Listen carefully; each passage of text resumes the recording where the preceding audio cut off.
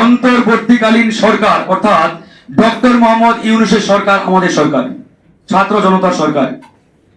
আর এই সরকার ব্যর্থ হওয়া মানে বাংলাদেশ ব্যর্থ হয়ে যাওয়া, এই সরকার সফল হওয়া মানে বাংলাদেশ সফল হওয়া। এই জন্য ইতিমধ্যে বিএনপির ভারপ্রাপ্ত চেয়ারম্যান তারেক রহমানও একই স্টেটমেন্ট দিয়েছেন যে ডক্টর মোহাম্মদ ইউনূসের সরকারকে ব্যর্থ হতে দেওয়া যাবে না।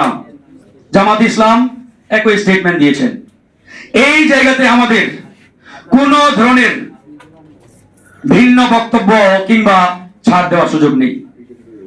কিন্তু দুঃখজনক হলেও সত্য, এই ডক্টর মোহাম্মদ ইউনূসকে সামনে রেখে তার মাথায় লবণ রেখে একটি চক্র বড়ই খাওয়া শুরু করেছে। আজকে এই যে উপদেষ্টা পরিষদে ফ্যাসিবাদের দোসররা জায়গা পাচ্ছে, কিভাবে, কোন কায়দায়, কোন প্রক্রিয়ায় তারা উপদেষ্টা হচ্ছেন আমরা কেউ জানি না। রাজনৈতিক দলগুলো জানে না, ছাত্ররা জানে না, বৈষম্য বিরোধী আন্দোলনের সমন্বয়ক যারা তারাও জানে না। তাহলে জানেটা কি? তারা তো ওই আসমান থেকে বৃষ্টির মতো মাটিতে নেমে আসে নাই, কিংবা ওই জমির ফাঁক হয়ে মানে গাছের চারার মতো উপরে আসে নাই। নিশ্চয়ই কোনো না কোনো একটা পাইপলাইন মেনটেন করে এরা এই উপদেষ্টা পরিষদে অন্তর্ভুক্ত হচ্ছেন। আর সেই পাইপলাইনটা হয়তো আমরা জানি না, পাইপলাইন একটা আছে। এই সরকার যখন এই বিপদের মুখে পড়ে, থ্রেটের মুখে পড়ে, তখন এই রাজনৈতিক দলগুলোকে আহ্বান জানাই, আপনারা আসেন, রাজপথে পাহারা বসান।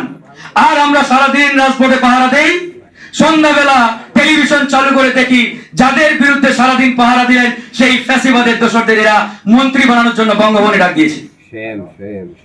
এর চাইতে লজ্জার কি আছে আপনারা বলেন?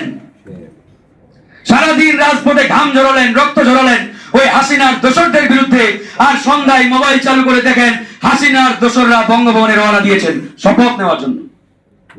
এই হচ্ছে বাস্তবতা। এগুলোর বিরুদ্ধে আমাদের রুখে দাঁড়াতে হবে। যেমন এই যে আমি বললাম, উপদেষ্টা পরিষদে কোন কায়দায় কিভাবে কে আসছে আমরা জানি না, অনেকেই জানে না। কিন্তু ওই কায়দা কানুন তো একটা আছে। আর সেই কায়দা কানুনের অন্যতম কুশীলব যদি আমরা মনে করি এই উপদেষ্টা পরিষদে একজন প্রফেসর আছেন, ঢাকা বিশ্ববিদ্যালয়ের সাবেক শিক্ষক, তিনিও একজন। আপনি তার আস্থাভাজন হন, প্রিয় ব্যক্তিত্ব হন, আপনার নামও উপদেষ্টা পরিষদের কাতারে থাকার সমূহ সম্ভাবনা আছে।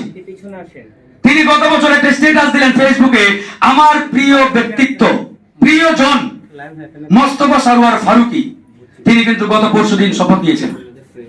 তার প্রিয় প্রতিষ্ঠান, প্রিয় পত্রিকা প্রথম আলো কিন্তু একবারে দাপটের সহিত কাজ চালাচ্ছে না। এগুলো কেন বলছি?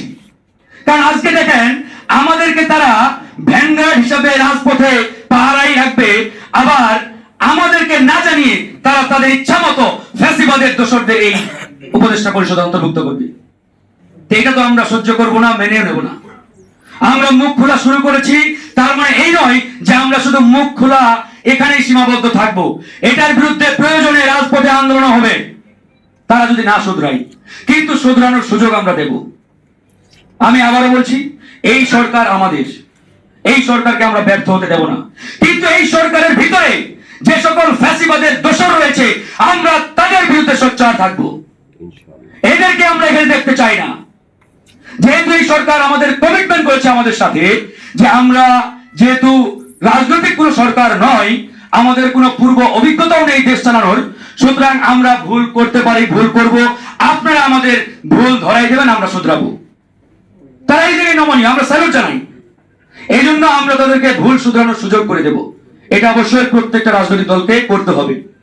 আর আগামী জাতীয় ইলেকশনের আগ পর্যন্ত প্রত্যেকটা রাজনৈতিক দলকে ঐক্যবদ্ধ থাকতে হবে।